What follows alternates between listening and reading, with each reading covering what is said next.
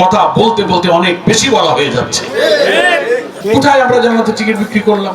কালকে সোশ্যাল মিডিয়াতে দেখলাম, নাম বলবো না, বাংলাদেশের একটা বড় দলের একজন নেতা লন্ডন থেকে মুফতির মতো হয়ে ফতোয়া জারি করেছে কালকে, দেখছেন কিনা? বলে জামাত ইসলামের লোকেরা কুফরি করতেছে, নাউজুবিল্লাহ, শিরক, বড় আল্লাহর ওলি। লন্ডন থেকে উনি মুফতি ডিগ্রি নিয়ে আসে, পড়ে শুনে বুঝেছে যে জামাতের লোকেরা কুফরি করতেছে। যারা দিনের জন্য জীবন দিয়ে শহীদ হয়, ফাঁসিতে চলে শাহাদাত বরণ করে, হারাম খায় না, জীবনে মিথ্যা কথা বলে না, দ্বীনের পথে চলে, তুমি তাদেরকে কুফরি বলো? সারা দুনিয়ার দুর্নীতি করে তোমরা 5 বার এই দেশকে মানুষের কাছে কলঙ্কিত করেছে। হাওয়া ভবন করেছিলে, যে হাওয়া ভবন ছিল দুর্নীতির আখড়া। আমরা তো সে কথা বলি না তোমাদের সম্মানের দিকে তাকিয়ে। রাজনৈতিক প্রয়োজনে একসাথে অনেকদিন সহযোদ্ধা হিসেবে চলেছি বলে সম্মান করি, কিন্তু কথা বলতে বলতে অনেক বেশি বলা হয়ে যাচ্ছে। একটা ইমানদারকে যদি কুফরি বলা হয়,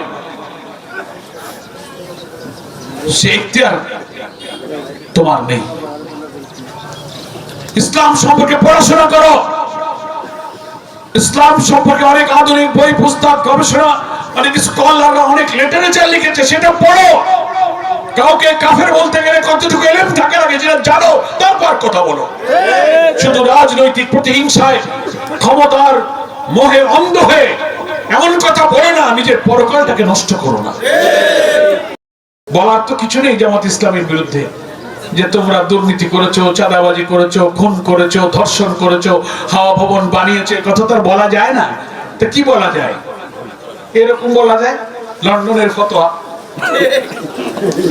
আর বলা যায় এই যে আমার আগে কে রমজান করলো না, ও আপনি কইলেন, আমির হোসেন ভাই কইলো যে জান্নাতের টিকিট বিক্রি করি।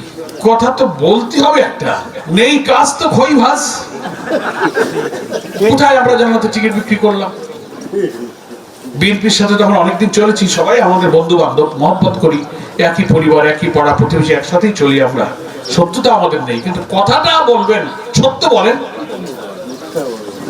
এই দেখেন, আমি আজকে যে বক্তৃতা করলাম, কালকে থেকে আপনারা শুনবেন এখানে আমার ওই বন্ধুরা বলবে যে পরোয়ার সাহেব আইছিল, উনিও জান্নাতের টিকিট বেচেছে।